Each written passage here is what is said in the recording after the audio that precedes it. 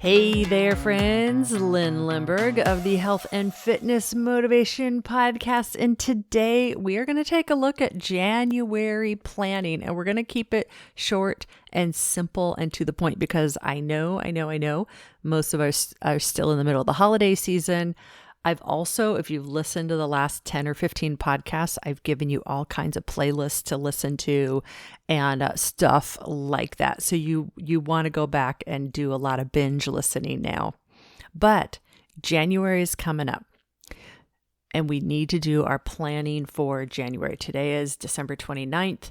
We got 2 more days to get our planning for January done. So here's what I want you to do. First and foremost, pull out your calendars. Okay. Step number 1. We're just diving right in.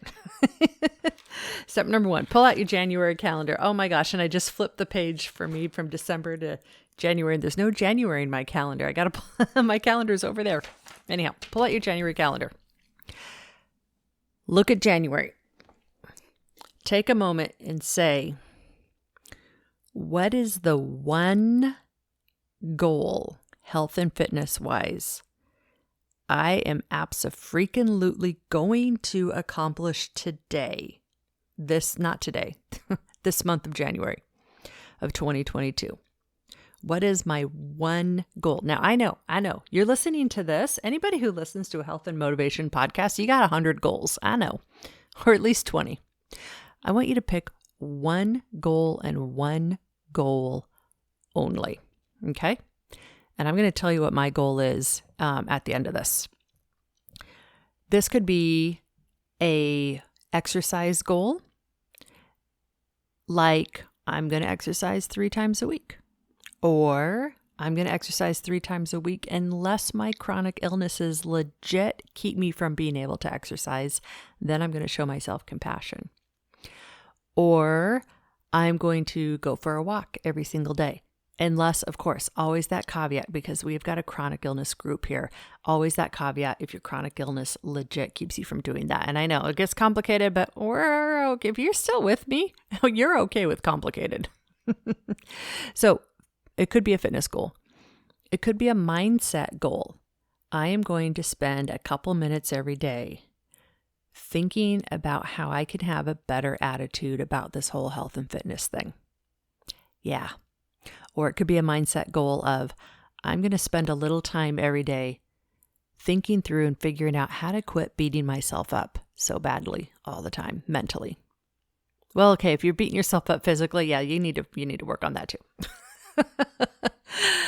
Not a laughing matter. Maybe your goal is in the kitchen.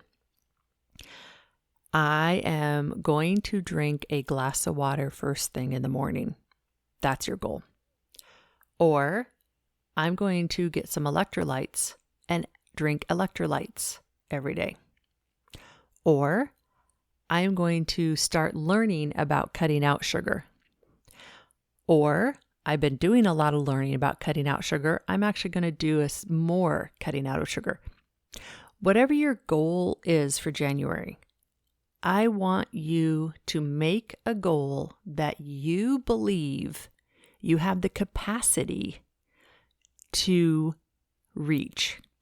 And so one of the easiest goals to reach is a goal where you don't have to do something. A goal where you take something out. So you could do the goal of, I want to exercise 3 times a week, right? And that's a great, worthy goal. But what if life really does get crazy? And what if, then you're like, one more failure, blah, blah, blah. So sometimes you choose what's right for you. But for me, my goal I'm going to pick in January is I am, for the month of January, like, I don't know. No, this is totally doable. I can do this.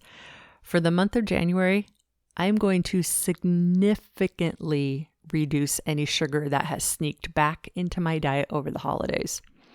So that means nothing that is actual dessert or candy for Lynn for the month of January.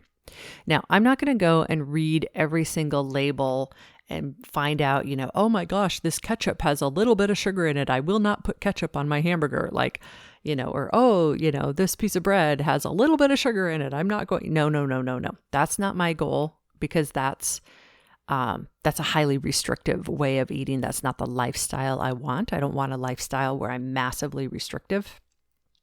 But the goal of simply not eating candy or not eating cake, that's totally doable. All I have to do to succeed is not do something. And of course it's bigger than that, right? Of course it's more than that. But that's my one goal. Do I have other goals? Yes. I'm still teaching a bunch of group fitness classes. I've got a goal to increase my mileage. I just bought a new pair of tennis shoes that arrived in the mail yesterday, and they actually fit. I'm so excited. These bright pink shoes, neon bright pink, almost orange shoes, practically fluorescent. I'm very excited about them so I can get more miles in. I've been lifting heavier weights. I'm squatting 50 pounds. I want to try to get that up to maybe a little bit more. So I got all kinds of goals up the yin yang always.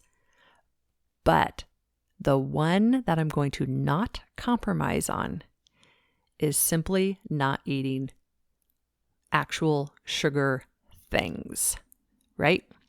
So I won't drink Coke, full sugar Coke, but I might let myself drink Diet Coke. Now, is Diet Coke part of a healthy lifestyle? Not really. But like I said, balance, right? Living the life you love.